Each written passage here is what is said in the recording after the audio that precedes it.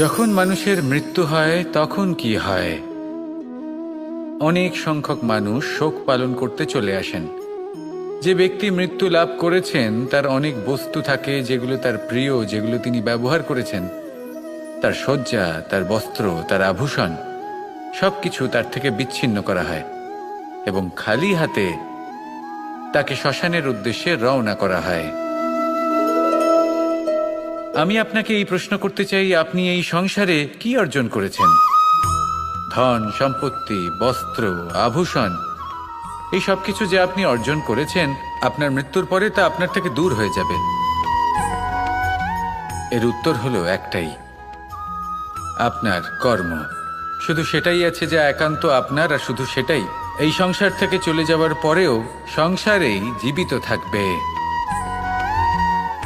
যদি আপনি দুষ্কর্ম করেন তাহলে এই সংসার আপনাকে একটি অনুচিত উদাহরণ হিসেবে মনে রাখবে যে এই ব্যক্তি খুব পাপী ছিল, অনুচিত কর্ম করতেন। যে পথে তিনি চলেছেন সেই পথে কারোর চলা উচিত নয়।